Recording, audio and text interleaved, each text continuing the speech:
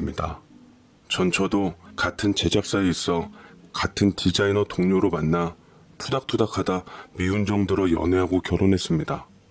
사실 전처랑은 결혼하고 애 없는 신혼 4년 때까지만 해도 별 탈 없이 서로 일 열심히 해가면서 잘 살았습니다. 허나 전처가 임신하고 사이에 아이가 생기면서부터 저희 사이는 삐그덕거렸던 것 같습니다. 임신했을 때부터 사람이 예민해지기 시작하더니 애 낳고 키우면서 저와는 매일매일 다툰 데 시간을 보냈지요. 하나부터 10까지 다 참견이고 생트집을 잡아대는데 제 딴에는 맞벌이하다 외벌이가 되어 빵꾸난 돈을 메꾸느라 투잡이며 쓰리잡이며 해서 아이 분유값이라도 대려고 노력했습니다만 전처의 눈에는 제가 그저 무능력하고 쓸데없이 애보기 싫어 밖으로 도는 사람쯤 여겨졌나 봅니다. 어느 날은 전처가 제게 온갖 생떼를 쓰며 물건들을 던지며 행패를 부리더군요. 그놈의 돈. 그럼 차라리 내가 밖에 나가서 돈을 벌 테니까 네가 애를 봐. 나 도저히 힘들어서 애 못 보겠어. 너는 일하면서 커리어 쌓고 대우받으면서 나만 하루 종일 집에서 애하고 뭐하고 있냐고. 라면서 그동안 쌓아둔 것이 많았는지 악에 바친 듯 소리소리 지르다 울고서 오밤중에 밖으로 나가버렸어요. 이런 식으로 틈만 나면 처갓집으로 홀라당 가버리기 일쑤였는데 그렇게 되면 장인 장모님께서 제게 연락을 빗발치게 하시면서 자네, 우리 귀한 딸 데려다가 고생 안 시키게 안 대놓고서 아까운 인재를 집에 틀어박혀 애나 보면서 썩히겠다는 건가?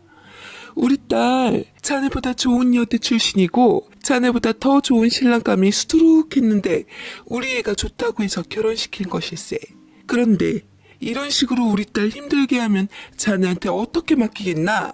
라고 얘기를 하며 툭하면 절 결혼 전 좋은 집안 남자들과 비교하면서 제게 굴욕을 주시니 저도 기센 장모님 장인어른 등살에 도저히 살 수가 없겠더라고요. 그래도 아내의 오빠인 형님만큼은 제 편을 들어주시기도 했습니다. 정말 결혼이라는 건 진짜 너무 힘들어. 각자 다른 환경에서 살았던 사람들이 함께 살아간다는 게 쉽진 않지. 나도 전에 이혼의 아픔을 한번 겪었던 죄라 그게 얼마나 힘든 일인 줄 잘 알아. 매제 힘내 라고 하는데 참 고맙기도 하고 한편으로는 갑갑함이 더해지기도 했습니다. 사실은 형님은 예전에 결혼한 전력이 있었는데 마음이 안 맞았는지 금방 이혼하고 바로 환승 결혼해서 지금껏 애 낳고 살았다는 말을 들었거든요. 그런 걸 보면 참 인연은 따로 있나 싶기도 했습니다. 저는 어쨌거나 전처와 사랑해서 결혼했고 내 인연은 오로지 전처일 뿐이다라는 말을 믿은 채 마지막으로 딱 한 번만 참자라는 심정으로 견디기로 했습니다. 처갓집에 전처를 데리러 가서 간신히 비위 맞춰가며 설득해 집으로 데리고 왔고 그 사이 집에서 어머니에게 아기를 맡긴 탓에 저는 어머니에게 잔소리까지 몰아들어야 했어요. 저는 차마 제 어머니 볼 면목조차 없어 아내의 반복적인 이런 행동들에 질려가기 시작했습니다. 얼마 지나지 않아 뻔한 아내의 도를 넘는 행동으로 사건은 또 터져버렸고 저는 더 이상 참을 수가 없어. 이혼해. 나 도저히 못 참겠다. 그래 이혼하자. 네가 그렇게 바라던 그놈의 이혼하자고. 그래 해 이혼. 하자고 이혼. 라며 전처와 이혼하기로 했습니다. 제가 먼저 이혼하자고 서류를 내미니 어이없다는 듯 콧방귀를 뀌는 아내의 모습이 아직도 잊혀지질 않네요. 그토록 아내가 툭하면 나 몰라라 했던 가엾은 제 딸은 제가 키우기로 했습니다. 뒤집기 되짚기 하고 배밀이 할 때쯤 아기를 어린이집에 맡겨놔 바쁘게 제 일을 했고 딸과 되도록 시간을 함께 보내주고 싶은 마음이 컸지만 떠난 엄마의 자리와 아내의 자리가 커서 마음이 아파 차마 그러지 못할 적도 많았어요. 시간이 흘러 아이가 엄마 아빠라는 말을 할 수 있게 되자 아무것도 모르는 어린애에게 엄마의 부재에 대해서 어떻게 설명을 해야 할지 모르겠더라고요. 그냥 드라마에서처럼 잠시 외국에 멀리 갔다고 얘기해버렸는데 너무 어려서 그런지 딱히 알아듣지도 못하는 것 같아 고민에 빠졌습니다. 그 와중에 저희 어머니는 빨리 저희 딸 새엄마 만들어주고 저도 부인을 얻어야 한다며 이혼한 지 얼마나 됐다고 늘 재운 손자리를 들고 오셔서 절 곤욕스럽게 만들었는데 거절했음에도 불구하고 진득하게 그러시니 집에도 저절로 발길을 끊게 되었습니다. 하지만 그럼에도 불구하고 어머니께서는 진득하게 제게 선자리를 끊임없이 내밀더라고요. 하다못해 직장까지 제게 찾아와서 그 1시간 남짓한 짧은 점심시간을 이용해 만남을 잡으려 하는데, 와, 진짜 아들을 기어코 새장가를 보내야겠다는 저희 어머니의 의지는 무서울 정도로 대단했습니다. 결국 어머니 등살에 못 이겨 딱 한 번 선자리에 나가는 신용이라도 하지 않으면 뭔 사단이라도 날 것 같아서 저는 마음을 정할 수밖에 없었어요. 자, 이 아가씨는 현재 물리치료실에서 근무하는 아가씨인데 그렇게 똑 부러지고 야무지다고 하더라. 부모가 일찍 돌아가셔서 고모랑 여태산게 걸리긴 한데, 또 생각해보면 너 전에 처갓 사람들 드센 거 보면 차라리 없는 게 속편할 수도 있고, 결혼은 했는데 애 없이 이혼했으니 우리 손녀딸한테도 좋고, 둘 다 같은 아픔을 지닌 사람끼리 서로 잘 이해해주면서 살면 좋을 것 같아. 라며 어머니께서는 제게 밀어붙이다시피 해 선자리를 마련해 주셨고, 저는 간만에 옷에 신경 쓰고 여자를 만나러 갔습니다. 그런 자리는 정말 오랜만이라 참 불편하고 서먹하더라고요. 여자는 톡으로 일이 좀 생겨서 시간이 좀 늦을 것 같다고 미리 양해해 놓은 상황이었던지라 저는 그냥 기대 안 하고 미리 시켜놓은 커피를 마시며 노트북으로 업무를 보고 있었어요. 불현듯 고개를 돌렸을 때 카페 안 모두의 시선을 사로잡는 어느 한 여자가 나타났습니다. 팔꿈치까지 오는 웨이브진 머리에 촌스럽지 않은 원피스 차림으로 나타났는데 미처 제 인연이라고 생각 못하고 예쁜 여자다 생각했을 뿐이었어요. 그런데 그 예쁜 여자는 제 앞에 서며 인사를 하고서 아는 척을 하더라고요. 안녕하세요. 신성진 씨 맞으시죠? 저 오늘 선보기로 한 강윤진이에요. 늦어서 죄송해요. 라고 얘기를 하며 제게 말을 거는데, 생각지도 못한 인연에 저는 당황하며 얼른 하던 모든 업무를 중단하고 의자를 빼주며 매너를 지켰습니다. 부모님 없이 자랐다고 해서 내심 어두운 면이 있을 거라고도 생각했는데 너무나 밝고 긍정적이고 세상을 올바르게 보는 사람이었습니다. 제 편견이 부끄러울 정도였어요. 얘기를 나눠보면서 참 많은 것을 생각하게 만들더라고요. 멋모를 적 대학교 때 사랑하는 남자를 만나서 결혼했는데 그 남자가 결혼한 지 1년 만에 바람을 펴서 헤어졌다고 얘기를 하며 덤덤히 자신의 얘기를 해나갔습니다. 불행인지 다행인지 결혼식은 올렸고 혼인신고는 안 했고 당연히 누군가를 만나야 할 때 얘기는 해야 할 것 같아서 솔직하게 시작하는 거라고 덧붙이더군요. 이혼에 대해서 언급을 할 때는 그 느낌이 가엽거나 안타깝거나 이런 비련의 느낌이 아니라 그냥 그 여자에게는 지나간 의미 있는 추억 한 조각 정도였던 것 같더라고요. 이혼한 상대방을 보호하면서도 자기 잘못이라고 말하며 이혼에 관한 이유는 성격 차이라고 둘러대며 정확하게 언급하진 않았습니다. 저 역시 이혼한 지 얼마 안 되었기에 특히나 아이가 있어서 많이 신경 쓰인다는 것에 대해 여자는 좋은 쪽으로 조언도 해주고 그간 제가 힘들었던 얘기들을 술없이 커피와 함께 들어주었습니다. 어쨌거나 우리는 이혼이라는 아픔이자 새로운 시작의 기회를 같이 나눈 친구가 되었고 연인이 되었고 결혼을 앞둔 예비 부부가 되었습니다. 그 여자와의 결혼을 결정하는 일은 생각보다 쉬웠어요. 이따금씩 아이를 찾아와 많이 챙겨주기도 했지요. 딸은 엄마에 대한 그리움을 품은 아이였기에 그녀가 손을 내밀자 기다렸다는 듯 덥석 잡아 엄마에 대한 그리움과 허전함을 그녀에게 채웠습니다. 딸 때문에라도 우리는 부쩍 가까워진 것 같았어요. 우리 사이에 자식은 장애물이 아니라 연결고리의 끈이 되었습니다. 잠든 아이의 이부자리를 봐주고서 그녀는 제게 이렇게 말하더라고요. 나도 진작 아이를 낳아 엄마가 되고 싶었었는데 이렇게 우리 딸이 잘 따라주니 얼마나 고마운지 모르겠어요. 이렇게 아이가 사랑스러울 줄 몰랐어요.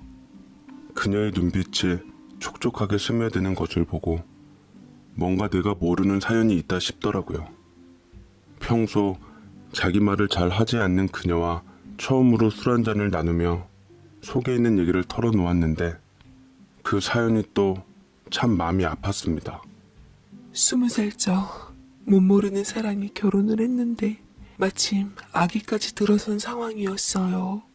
전 남편과 저는 서로 사랑해서 같이 살고 싶고 결혼하고 싶었는데 그때 옛 시부모님들이 저를 탐탁치 않게 생각했어요. 부모도 없고 자기 아들에 비해 학벌도 턱없이 부족하다며 일단 결혼부터 반대하시더라고요. 그런데 전 남편이 우겨서 저와 결혼식은 어찌어찌 올렸는데 결혼식 당일 시부모님과 시누이가 와서 조건을 들이밀더군요. 아직 전 남편이 공부하고 자리를 못 잡았다는 이유를 내세우며 아이를 포기하고 혼인신고를 미루면 며느리로 올케로 받아들이겠다고요.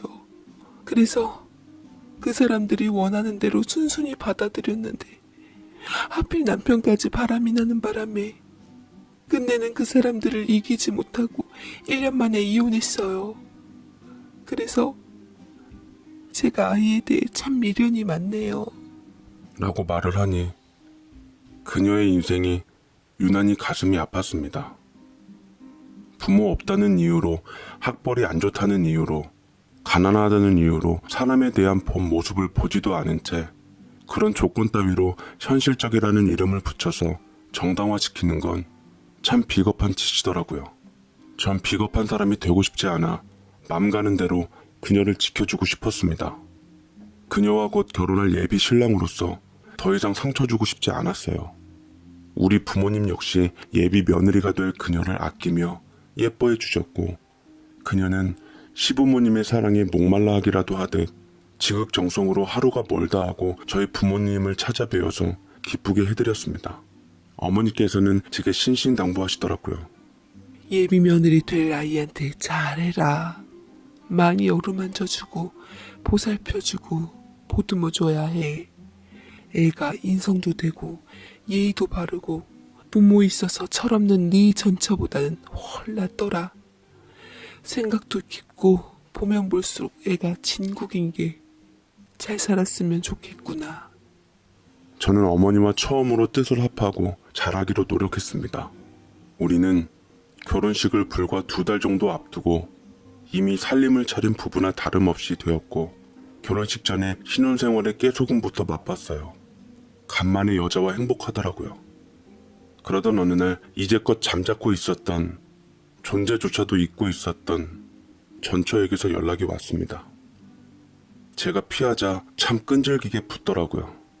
더 우스웠던 건 제게 상대가 생겼다는 것이 점차 지인으로부터 소문이 나자 갑자기 벼랑간 애 어린이집까지 찾아가 애를 데리고 있다는 것이었습니다. 여태 딸 버려두고 연락 없었던 여자가 생뚱맞게 저러니 황당할 따름이었죠. 전 어린이집 선생님께 소식을 듣자마자 부랴부랴 퇴근을 한 후 전처를 찾아내 몰아붙였습니다. 너 지금 뭐 하는 거야? 애를 갑자기 어린이집에서 데려가면 어쩌겠다는 거야? 친엄마가 애 보고 싶어서 찾아가는 건 당연한 거 아니야? 그러게 내 연락은 왜 안 받는데? 새 여자 생기니까 이제 뭐 눈에 뵈는 것도 없나 보지? 당신 재혼한다며? 내가 재혼을 하든 안 하든 너랑 그게 무슨 상관인데? 내 재혼을 너한테 일일이 통보해야 돼? 너 지금 이렇게 행동하는 거 굉장히 웃긴 거 알고 있어? 나도 만나는 사람 있어. 우리 회사 거래처 대표인데 나도 재혼 생각하고 있다고. 근데 막상 재혼한다니까 괜히 우리 딸이 밟히더라고. 그러다 당신 재혼한다는 소식도 들었고 친엄마로서 딸 걱정이 되는 건 당연한 거 아니야? 그럼 애 데려가서 키우던지. 그건 못하겠지? 커리어에 방해되고 재혼에 방해될까봐 애 데려가서 키울 생각은 없잖아. 내 딸 네가 갖고 노는 물건 아니야. 너 신경 쓰이면 찾아도 되고 필요 없으면 등져도 되는 그런 쉬운 존재 아니라고. 쉬운 존재라고 생각해 본 적 없어. 그래서 내가 우리 딸 새엄마 될 사람 좀 보려고. 아니 봐야겠어. 요새 세상이 얼마나 흉흉한데 내가 우리 딸 생각하면 맨날 가슴이 철렁거리는 사람이야. 내가 그래도 친엄마로서 우리 딸을 정말로 맡길 수 있는 사람인지 볼 자격은 되지 않아? 라며 얘기하는데 참 할 말이 없었습니다. 화가 나기도 하고 기가 막히기도 하고 저는 그때 제 곁에 있었던 사람이 누구보다 제 딸의 엄마가 되어주리라 철석같이 믿었습니다. 전처에게 저렇게 말해도 끝까지 아이를 데려가겠다는 소리 한마디 안 하는 친엄마보다는 적어도 본인의 인생 때문에 아이를 버리고 간 친엄마보다는 좋겠다 싶었죠. 그 후에도 전처는 아이를 핑계 삼아 제 곁을 빙빙 돌았습니다. 마치 제가 재혼하는 걸 꺼리기라도 하듯 재혼할 사람에 대해서 경계심을 풀지 않았습니다. 저는 행여 전처가 제 여자를 찾아갈까 싶어 꽁꽁 감춰두고 만남을 피하게 했어요. 전처의 고약한 성미에 약한 제 사람에게 무슨 짓이라도 할까 싶어 겁이 나기도 했습니다. 그리고 저희의 결혼식은 성큼 다가오게 되었습니다. 결혼식 당일날 순백색의 신부를 보았던 저는 너무 황홀하고 아름다워서 심장이 뛰더라고요. 저희 부모님께서도 너무 좋아하셨고 신부 쪽 친척들도 두 번째 결혼이니만큼 서로 잘 살라고 독려하시며 응원해 주셨습니다. 둘 다 두 번째 결혼이니만큼 작은 식장에서 친척과 가까운 지인분들만 모시고 결혼식을 했는데 특히나 제 딸은 아빠의 멋지고 늠름한 모습과 새엄마가 될 그녀의 예쁜 모습이 참 기쁘고 좋았던 것 같아요. 사랑한다는 말을 아끼지 않으며 품을 파고들었던 사랑스러운 내 딸. 우리 세 식구 앞으로 행복한 날들만 있고 꽃길만 펼쳐지리라 믿어 의심치 않았습니다. 그런데 정말로 기막히고 어이없는 일이 발생하고 말았습니다. 신랑 입장 후 신부 입장이 막 들어올 무렵 갑자기 전처 식구들이 결혼식 문을 박차고 들어오는 것이 아니겠습니까? 하며 전처와 장모님, 아니 전처 어머님이 성큼성큼 다가와서 난데없이 제 신부의 곱게 단정한 머리채를 잡는데 그야말로 결혼식장은 아수라장이 되고 말았습니다. 네가 감히 내 사위를 넘봐? 너 따위가 우리 손녀의 엄마가 되겠다고? 우리 딸 자리를 대신하겠다고 감히 네가? 너 우리 오빠 홀려서 인생 망하게 한 것도 부족해서 이제는 내 전남편까지 노려? 우리 오빠가 오죽했으면 너 버리고 지금 새언니랑 만나서 살림부터 차렸겠냐? 어쩐지 기분이 찝찝하고 그렇더니만 이 결혼 절대 못해. 내 허락 없이는 절대로 안 된다고. 라고 하는데 저는 당초에 이게 무슨 헛짓거리들인지 도저히 믿을 수가 없었습니다. 저는 제 신부에게 달려드는 두 여자를 억지로 밀어뜨리며 제 아내를 보호했고 보다 못한 주위 친척들이 나서서 그들을 떼어놓고 심지어 계속해서 소란을 피워대니 경찰이 올 수밖에 없었어요. 예비 신부는 서러움에 펑펑 울고 있었고 저희 어머니는 그런 가엾은 며느리를 품에 안아주며 다독거려 주었습니다. 저는 가장 축하받고 행복해야 할 날 전처랑 전처 어머니랑 경찰들에게 조사를 받는 가히 진풍경이 펼쳐졌습니다만 저는 숨겨진 진실을 듣고 입이 떡 벌어질 수밖에 없었어요. 제 결혼식 때 방해자는 전처와 그 어머니뿐만 아니었습니다. 바로 또 한 사람, 전처의 오빠인 제 한때나마 형님이라고 부르던 남자였죠. 모든 얘기는 그 사람으로부터 흘러나왔습니다. 오늘 매제가 결혼하려던 여자, 나와 예전에 결혼했던 여자야. 왜 내가 말했지? 부모 없고 배운 곳 없는 여자랑 결혼한 적이 있었다고. 그 여자가 바로 저 여자야. 우리 가족들 덕분에 혼인신고 안 하고 사이에 애 안 낳은 게 얼마나 다행인지. 반반한 외모에 반해서 결혼했더니만 아주 사는 동안 집안에 분란이나 일으키고 재수가 없어서 내가 그때 평생 당할 괴로움을 한 번에 다 당했다고. 나중에 우리 와이프 만나서 결혼했기에 망정이지. 어쨌거나 매제도 저 여자도 우리 가족이었는데 저 여자가 매제랑 결혼하는 꼴을 내가 어떻게 봐? 사이에 조카도 있고 내 동생 입장도 한번 생각해봐야 하는 거 아니야? 라고 되려 따지니 저는 어안이 벙벙해져 대체 어떤 말을 어떻게 해야 할지 모르겠더라고요. 저는 정신을 차린 후 형님을 뚫어져라 쳐다보았습니다. 전 형님이랑 전처랑 어머님이랑 이렇게 쓰레기일 줄은 몰랐습니다. 내 와이프 될 사람한테 나도 얘기 들었어요. 형님이 우겨서 한 결혼 일단 시킨 후 뒤에서 생긴 애도 포기하라고 하고 혼인신고도 하지 말라고 했다면서요. 어머님이랑 전처가 내 와이프 될 사람 그렇게 괴롭혔다고 들었는데 참 사람 힘없고 약하다고 무시하고 그러는 거 아닙니다. 나랑 내 와이프가 대체 당신네들한테 뭘 잘못했어요? 서로 모르고 만났고 심지어 내 와이프는 형님하고 혼인신고도 안 했다면서요. 당신네들하고 나하고 끝난 사이인데 우리 결혼이 왜 안 되는데요? 내가 왜 전처 입장이랑 2년 끝난 당신네들 집안 사정까지 생각하고 결혼해야 하냐고요. 라고 하자 전처 어머니와 전처는 제게 도리도 모르는 놈이라고 무작정 욕설을 쏟아붓기 시작했고 전처는 저한테 말이 안 통하는 사람이라며 우리 딸 불쌍하다고 울고불고 아주 생쇼를 했습니다. 저는 뒤를 저희 부모님과 친척한테 맡기고 일단 맘 아플 제 와이프를 데리고 나왔어요. 와이프는 예쁘게 단장한 머릿결도 화장도 다 엉망이 돼버린 채 그간 서러움이 몰려왔던지 눈물을 터뜨렸습니다. 정말 몰랐어요. 당신이 전 신우의 남편일 줄은요. 어쩌다가 이렇게 인연이 꼬인 줄 모르겠어요. 미안해요. 나 때문에 축복받아야 할 결혼식이 이렇게 망가져서.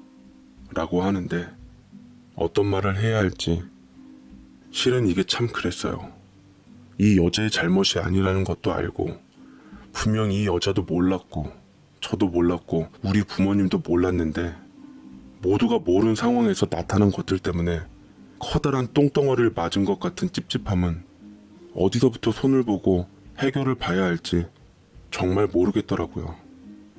제가 아무 말이 없자 제 신부는 자리를 일어서서 그동안 고마웠다며 얘기를 했습니다. 멀어지는 그녀를 잡지도 못한 채 그대로 흘려보내고 저는 뒤돌아설 수밖에 없었어요. 제 결혼식은 그대로 망쳐졌고 지인들이나 사람들은 저를 두고 손가락질을 하며 입방아를 찧었습니다. 저희 부모님 역시 얼굴이 말이 아니었죠. 아이러니하게도 그녀를 소개시켜준 사람 역시 부모님이었기에 누굴 원망할 수도 없었습니다. 그런데 참 이상하게도 저를 향한 세간의 입방아보다는 무엇보다 상처받았을 그녀가 많이 걱정이 되었어요. 문득문득 그녀가 생각나며 같이 있었던 편안한 분위기와 느낌이 제 아련한 기억에 남아있었습니다. 이루지 못한 사랑이라 그런지 더 미련이 남아있었던 탓이었을까 싶어 고개를 저었지만 함께 지낸 흔적들과 시간들은 내 마음을 아프게 만들었습니다. 전처와 옛 처갓집 식구들은 제 결혼이 깨지자 코빼기도 안 비추더라고요. 전처는 이미 예고한 대로 회사 사장과 결혼 준비를 한다는 소식이 건너 들려왔습니다. 남의 결혼을 깨놓고 나도 한번 똑같이 결혼식 당일날 쳐들어가 볼까 했지만 똑같은 짓 해봤자 똑같은 사람밖에 더 되겠어요. 제 딸아이는 엄마도 그녀도 둘 다 안 오니 실망스러운 것 같아 묘하게 표독해져 갔습니다. 그러던 중 어머니께 연락이 왔어요. 제가 요새 정신 차릴 틈 없이 힘든 걸 아시고 뭐라도 먹일 부모 마음으로 전화하셨겠죠. 기운이 빠졌지만 어머니도 힘드실 것 같아 순순히 나갔는데 저는 제 눈을 의심하고 말았습니다. 네, 바로 그곳에서 그녀가 함께 동석을 하고 있는 것이었어요. 어머니께서는 머뭇거리는 절 보시고는 앉으라고 옆자리로 이끄시고는 음식을 주문한 뒤 나지막히 말씀을 하셨습니다.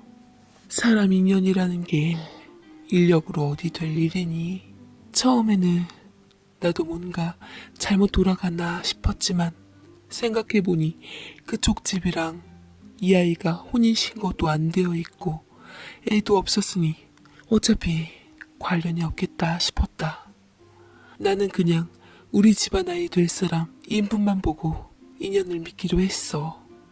니들이 서로 정 아니라면 어쩔 수 없지만 그래도 나는 니들이 잘 됐으면 하는 바람에서 마지막으로 연이 닿게끔 자리를 마련했으니 아무쪼록 잘 해결이 되었으면 좋겠구나. 라며 어머니께서는 자리를 뜨셨습니다. 그녀와 저만 남은 상황에서 음식이 나왔고 저와 그녀는 한참 동안 음식을 앞에 두고 고개를 떨구기만 했습니다. 그러다 갑자기 그녀가 목 놓아 울기 시작했어요. 뭐가 그리 서러운지 저 역시 그녀의 울음을 듣고 울컥해서 그녀의 옆자리로 가 앉아 위로해 주었습니다. 하지만 그녀도 저도 어떤 말도 할 수 없는 상황에서 다독거려 줄 수밖에 없었어요. 참 많은 생각이 들더라고요. 머릿속은 복잡했고 그녀를 택한다면 더 많은 복잡한 상황이 올 것 같았지만 다시 만난 그 사람을 놓을 수가 없었습니다. 음식점에서 한참 눈물바람을 쏟은 그녀와 함께 음식점 문 닫을 때까지 아무 말도 없이 있다가 문을 닫을 시간이 돼서야 그녀의 손을 잡고 나왔습니다.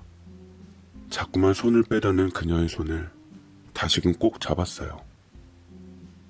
우리 혼인신고 합시다. 내가 이제 놓기가 싫어요, 당신을. 라고까지 했지만 그녀는 눈물을 잔뜩 머금은 채 몇 번이나 손을 억지로 빼려다가 제 품속에서 또다시 펑펑 울었습니다. 미안하다는 말을 계속하는 것 같았어요. 제 원망 없이 모든 게 다 자기 잘못이라며 제 탓을 하는 그 여자에게 저는 인생을 맡기기로 했습니다. 그리고 우리는 새로 시작해서 지금 가정을 꾸리며 살아가고 있습니다. 못다한 혼인신고까지 하고 말이에요. 호적상으로는 그녀는 초혼, 저는 재혼이었습니다. 한동안 남의 시선이나 뒷담화에 시달렸지만 버티면서 다 풀고 하니 그것도 다 지나가더라고요.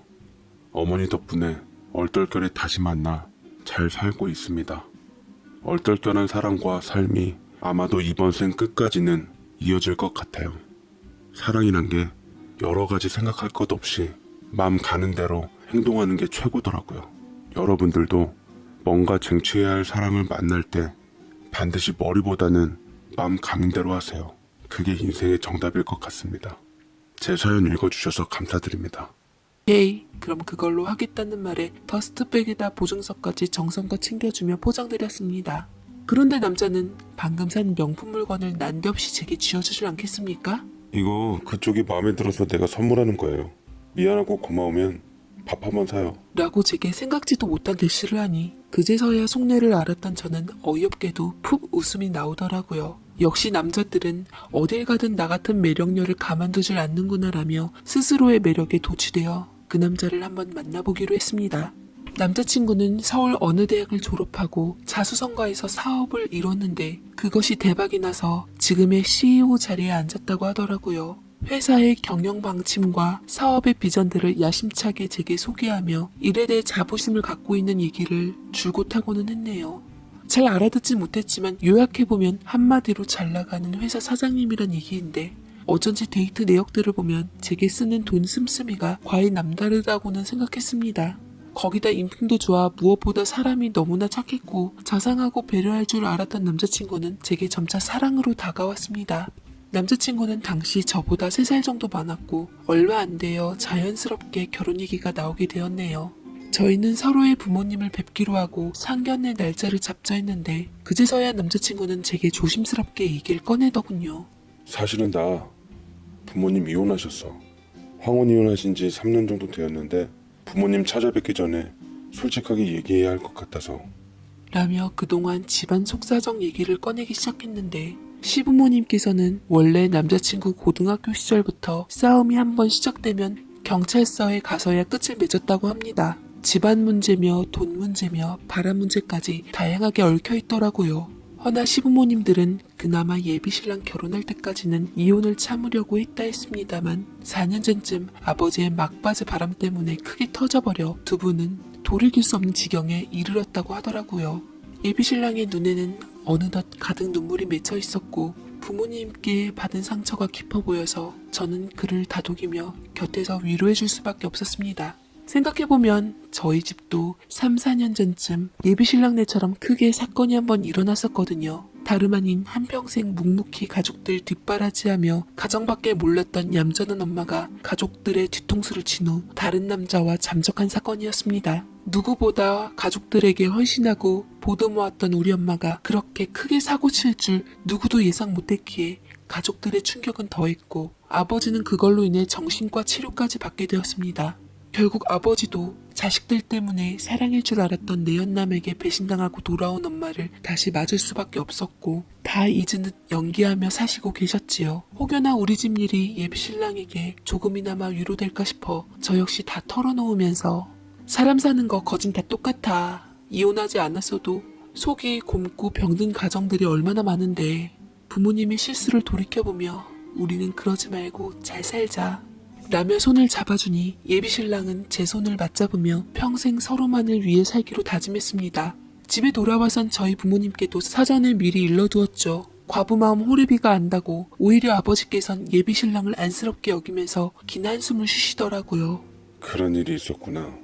워낙 요새 이혼이 흔한 일이니 부모 이혼한 게 크게 흠잡힐 일은 아니지.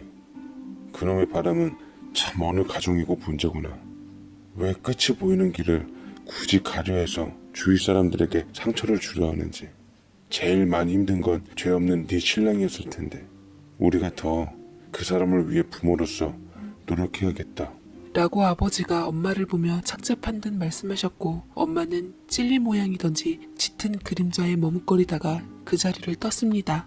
어쨌거나 전 아빠의 마음씨에 감사함을 느끼며 예비신랑을 저희 집에 데려오기로 했습니다. 누가 사위사랑은 장모라고 했던가요? 처음 이사 온 날부터 저희 엄마에게 백년 손님 대접을 톡톡히 받으며 예비신랑을 위해 상다리가 부러질 정도로 음식을 차려놓아 놀라움을 표했네요. 예비신랑 역시 이런 황송한 대접은 처음이라며 눈시울을 붉히는데 무슨 음식을 이렇게 많이 차리셨어요? 이거 다 손수 차리시느라 힘드셨을 텐데 제 생에 이런 걸 받아보는 건 처음입니다. 라고 얼떨떨해하며 얘기하자 저희 엄마는 농담까지 하시면서 이런 대접을 많이 받아보면 안 되지. 이건 백년 손님들한테만 주어지는 특권인데 엄마가 앞으로는 우리 사위 위해서 종종 솜씨 부려볼 테니까 그냥 우리 사위는 맛있게 잘만 먹어주면 돼. 알겠지? 하며 말씀하셨고 예비신랑은 한동안 말을 못 이었습니다. 그 많은 음식들을 한 가지씩 맛보며 저희 엄마께 요리 솜씨를 칭찬했고 훈훈한 분위기로 부모님과 예비신랑은 좋은 시간을 가졌습니다. 허나 그렇게 모든 것이 원만하게 흐르면 좋았을걸. 지금 돌이켜보면 남편과의 만남은 악연이 맞았던 것 같아요. 우리는 만나지 말았어야 할 사람들이었는데 어찌됐건 피할 수 없었던 상견례가 찾아왔고 그때부터 모든 것이 뒤틀려져 버리고 말았습니다. 예비 시부모님들께서는 각자 두 분 다 너무 바쁘셔서 그런지 날짜 조율이 도무지 안 되어 얼굴 뵙는 것조차 쉽지가 않았어요. 저희 부모님께선 일찍 와서 저와 함께 가벼운 담소를 나누며 긴장을 풀고 있었지만 시간이 지나도 시부모님은 나타나시질 않으셨죠. 예비신랑한테도 연락했지만 통 연락이 되질 않았고 거의 1시간 반 정도쯤 지났을까요? 아버지도 슬슬 인내심의 한계가 느껴졌는지 노여움을 띠기 시작했고 엄마는 곁에서 안절부절 못하시며 내내 눈치를 보고 있었는데 그때 정민아, 미안해. 많이 기다렸지? 라며 급하게 헉헉거리고서 예비신랑이 먼저 나타났고 바로 그 뒤에 예비 시부모님께서 한껏 도도하신 얼굴로 어깨 피고 나타나셨습니다. 시부모님께선 끝이 안 좋은 부부답게 냉기가 흐르더군요. 그런데 저희 부모님께서도 자리에 일어나서 딱 예비 식구들을 맞이할 무렵 엄마가 앞에 있던 커피잔을 떨어뜨렸습니다. 쨍그랑 하는 소리가 상견례 전체 장소를 울렸고 저희 아빠 역시 배치장이 된 동시에 예비 시댁 식구들도 충격적인 얼굴로 저희 부모님을 바라보시다가 갑자기 예비 시어머니가 갖고 있던 명품백으로 저희 엄마 얼굴을 세게 내리치셨습니다. 엄마 지금 뭐 하시는 거예요? 이성을 잃고 엄마에게 달려드는 예비 시어머니를 예비 신랑이 말렸고 엄마는 속수무책으로 당하고만 있으시다가 다행히 아버지가 엄마 앞을 막아주는 덕택에 간신히 시어머니는 물러설 수밖에 없었습니다. 분한 듯 씩씩거리며 아버지한테 소리를 치는 예비 시모셨죠. 이혼한 줄 알았더니만 아주 잘 사시고 계셨네. 남의 가정 파탄내놓고 결국 가정은 지키셨어요. 아주 성인군자납셨구만. 그러자 아버지도 쭉 상황을 훑어보다 알만한 듯 저에게 화를 돌리시고는 저와 예비 시모에게 이를 악물고 되받아쳤습니다. 네가 말한 예비시대 어른들이란 작자들이 이 사람들이냐? 겨우 잊고 사나 했더니 사람 하나 아주 잘 골라와서 들쑤셔 놓는구나. 그쪽들도 착착하시죠. 이미 4년씩이나 지난 일을 가지고서 새삼스럽게 왜 역정을 내십니까? 손바닥도 마주쳐야 소리가 난다고. 먼저 가정적인 우리 아내를 홀린 건 그쪽 남편이지 않습니까? 4년 전에도 밝혀졌는데 그때도 지금도 왜 애꿎은 애엄마만 잡냐고요. 남편 단속이나 하시죠. 이제 남편 단속할 것도 없습니다. 당신네들 때문에 이혼해서 단속할 관계도 아니니깐요. 어이구 이놈아, 지금 이 집 식구들이 어떤 사람들인 줄이나 알아? 네 아버지 4년 전에 바람나서 집 나간 상대 여자가 바로 이 여자야. 감히 뻔뻔스럽게 내 아들한테 장모라고 불리려고 이 자리에 딸 데리고 나왔냐? 네가 그 딸이냐? 눈매도 아주 지엠이 쏙 빼다 박아선 순 여신의 여시야. 돈 보고 우리 아들한테 접근했냐? 네 엄마처럼?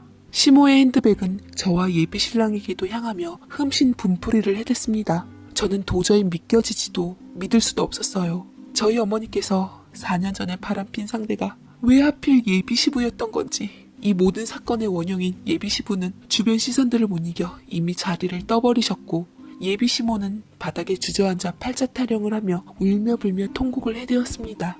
아버지 역시 이 결혼은 무조건 안 된다는 말씀과 함께 저더러 초상집 마냥 펑펑 울고 있는 엄마를 모시고 밖으로 나오라고 하셨고, 저는 어쩔 수 없이 예비 신랑을 뒤로 한 채 일단 아버지의 말씀대로 따를 수밖에 없었습니다. 엄마를 모시고 나오는데 엄마의 몸이 사시나무 떨듯 심하게 떨렸어요. 죄인인 양 고개를 푹 수그리며 내려온 머리카락으로 얼굴을 덮어버렸는데 엄마가 안쓰러우면서도 저 역시 분노가 일었습니다. 저는 사랑하는 내 사람을 엄마 때문에 잃을지도 모른다는 불안감에 미칠 것만 같았습니다.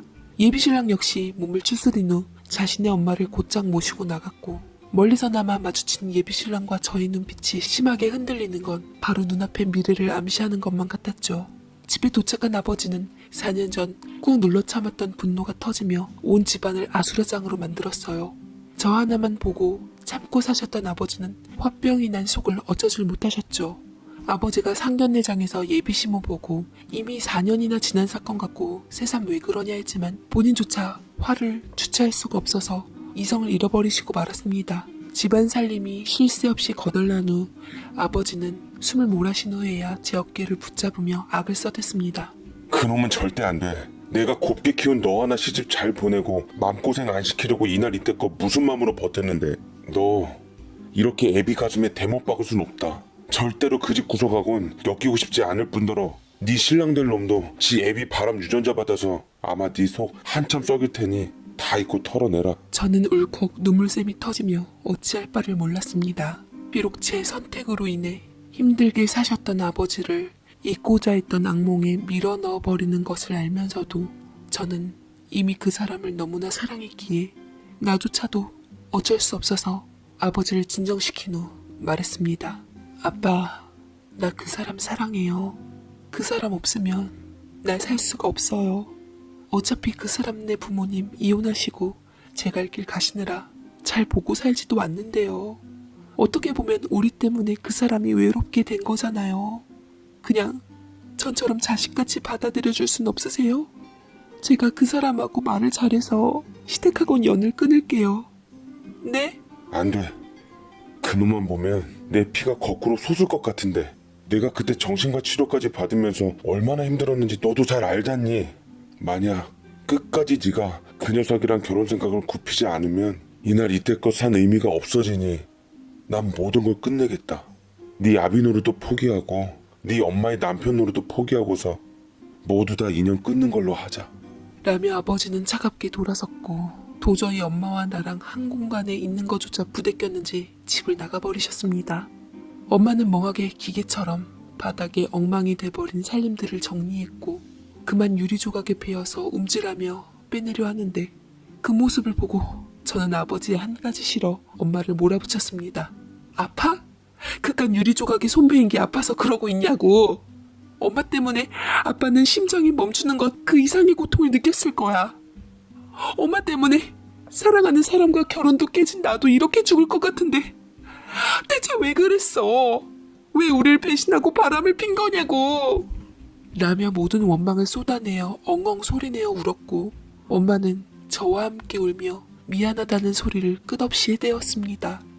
그 이후로 아버지는 집으로 돌아오질 않으셨어요. 어디서 주무시고 계신지, 식사는 제대로 하시고 계신 건지 걱정이 되었지만 그렇게 다신 못 볼 듯 나가버리셨으니 연락이 되리 만무했습니다. 엄마의 눈에서도 더 이상 후회의 눈물이 흐르지 않은 채 먼 허공을 바라보시기만 하셨어요. 식사도 잘 안 하시고 하루가 다르게 야위어 갔습니다. 그런 엄마를 보며 행여 엄마가 잘못된 선택을 할까봐 더 이상 엄마에게 분풀이를 할 수도 없었네요.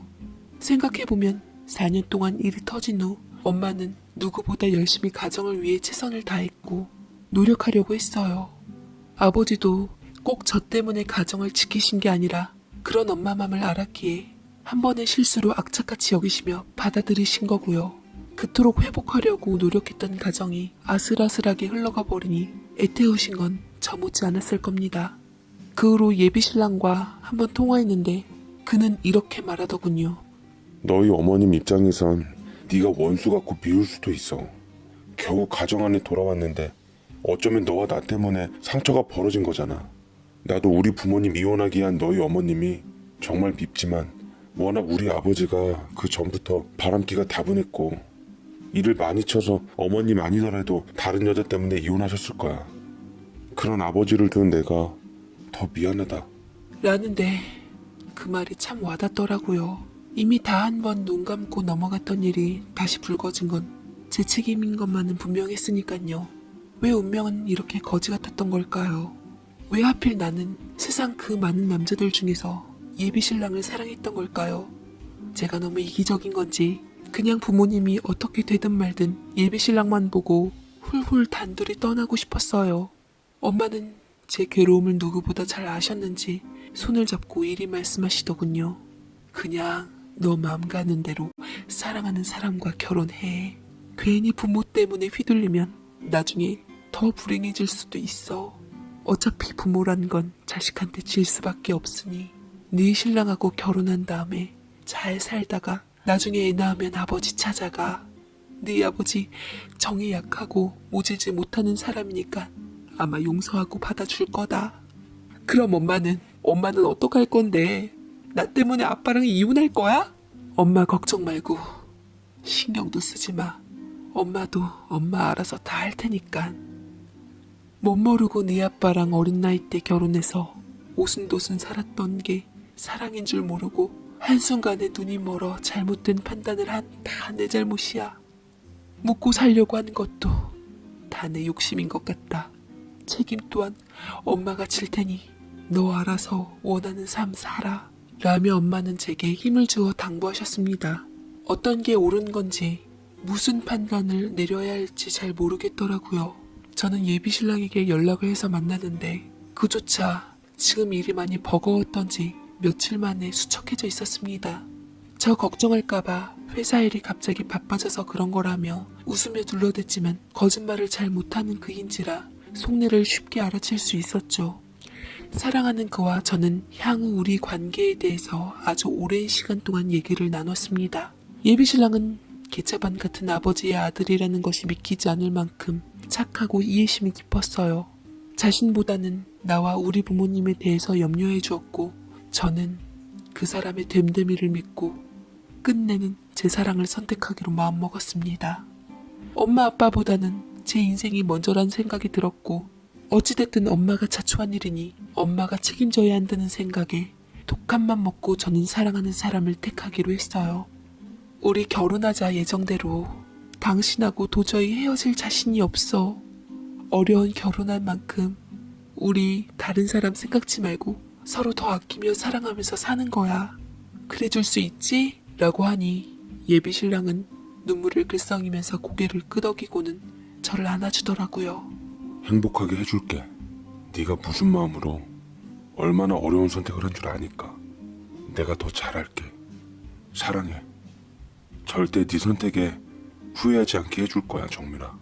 라고 제게 고백했는데 얼마나 제가 그를 사랑했는지 어느 때보다 설레었고 이 사람의 손을 잡은 그때만큼은 세상을 다 가진 것보다 더 행복했어요. 비록 부모님께는 너무 죄스러웠지만 제 인생에는 이게 정답이다 확신했습니다. 우리는 결혼식장에서 부모, 형제, 친척 없는 반쯤 텅 빈 식장을 함께 들어갔고 영원히 사랑하겠다는 맹세를 했습니다. 그때 저희의 결혼 덕분에 예상했던 일들은 다 터져버렸죠. 아빠는 엄마와 기어이 이혼을 하시며 다시 정신과 치료를 받으시고는 후유증에 시달리셨고, 가정주부로만 사셨던 엄마는 빈몸으로 쫓겨나 생기 유지를 위해서 비참하게도 이모네 집에서 눈칫밥 먹으며 남의 집 파출부로 일하시게 되었습니다. 엄마의 불행에 대해 안쓰러워 개인적으로 도와주려고 했지만 결혼한 이상 부모님 신경 쓰지 않고 살기로 했잖냐며 이미 결혼한 예비신랑의 반대로 그럴 수도 없게 되어버렸습니다. 당연히 예비신랑 역시 부모님과 등지게 되었죠. 서로가 시댁 처가 없는 부부로서 살게 되었고 2년 후에 연년생으로 자식까지 2명 낳아 나름 행복이라 여기며 살게 되었죠. 목구멍에 작은 가시가 걸린 것을 애써 무시하고서 말이에요. 아이들이 좀 크고 나서 엄마의 말 맞다나 아버지한테 아이들을 데리고 찾아갔지만 아버지께선 문을 굳게 걸어 잠근 채 열어주시지도 않으시더라고요. 그 후에도 몇 번이나 더 찾아갔지만 마찬가지여서 어쩔 수 없이 돌아서게 되었죠. 제 남편은 그 착하고 부드러웠던 사람은 몇 년이 지나니 인내심도 바닥을 드러냈습니다. 아버지의 연이은 문전박대에 잔뜩 날이 서서 짜증을 내더라고요. 이제 그만 좀 하자. 니네 아빠 정말 너무하신 거 아니야? 어린 손주 손녀까지 데려갔는데 맨날 문전박대 당하는 것도 지긋지긋해. 우리 부모님은 없는 존재처럼 살면서 왜 내가 니네 부모님한테 나까지 이렇게 절절매매 그래야 하는 건데? 난 더 이상 못해. 네 부모니까 네가 알아서 해. 무슨 말이 그래. 우리 부모님 당신 부모님이 어딨어. 나 얼마 전까지 불쑥 찾아온 술 취한 당신 어머님한테 툭하면 뺨 맞고 뒤지다꺼리 했었어. 당신한테 툭하면 이혼하라 부추기고 새로운 여자 소개시켜준다는 어머니께 어떻게 해야 하냐고. 그리고 내가 모른 척해서 그렇지 당신 저번에 어머니 소개시켜준 그 여자랑 만난 거 내가 모를 줄 알아? 피는 못 속인다더니 당신 옷에 달고 온 여자 향수 냄새, 립스틱 자국들 다 알고도 우리 애들 봐서 참는 건지 모르는 거냐고. 네, 그렇게 저를 사랑하고 잘한다던 남편은 아이 낳고 몇 년 후에 시어머니께서 소개시켜준 여자랑 공공연히 바람을 펴댔고 그거 아니더라도 사업한다는 핑계로 주변의 여자가 끊일 날이 없었습니다. 옛말처럼 바람피는 유전자가 따로 있었던 건지 정말 피는 못 속이는 게 맞았던 거죠. 그래도 제가 부모까지 버리고 선택한 결혼이기에 함부로 깰 수가 없어서 이악 물고 살아왔건만 남편의 이런 반응은 절 항상 벼랑 끝까지 몰고 갔습니다. 이 여자가 누굴 생사람을 잡아? 그러니까 누가 나랑 결혼하래? 울면서 나랑 결혼하자고 매달린 건 너였어. 우리 부모님 악연 때문이라도 너랑 결혼하는 게 아니었는데 아주 후회된다. 후회돼. 원하면 언제든 이혼해 줄 테니까 말만 해. 아님 니네 엄마처럼 다른 남자랑 바람 펴주면 더 좋고. 라며 여느 때처럼 가버렸는데 저는 그 자리에 주저앉아 제 아이들의 귀를 틀어막은 후 겁먹은 아이들을 힘겹게 달래었습니다. 이제는 저 역시 엄마가 되어버렸던지라 행여 자식들 앞길에 누가 될까 싶어 꾹 눌러 참고 살고 있는 벌을 받고 있는 중이네요. 그나마 남편과 살고 있는 구실 하나가 그래도 우리 애들 사랑만큼은 끔찍해서예요. 애가 아빠만 찾지 않았어도 좀 더 끝내기가 쉬웠을지도 모르는데 부모 등지기는 쉬워도 어린 내 자식들만큼은 제 맘대로 할 수가 없네요. 아마 4년 전 그때 아버지도 저 같은 마음으로 엄마를 용서하고 받아들이셨을 테죠. 세상에서 가장 저를 사랑할 수 있는 부모의 아픔을 외면치 말고 다른 사람과 결혼해서 살았던 게 맞는 거였는데 그랬다면 엄마도 아빠도 지금처럼 힘들지 않았을걸. 한낱의 바보 같은 선택에 그깟 신기루 같은 사랑이 사라진 지금 후회하며 살아가고 있네요. 내 새끼들 잠든 어느 밤에 울면서 사연을 보내봅니다. 제 사연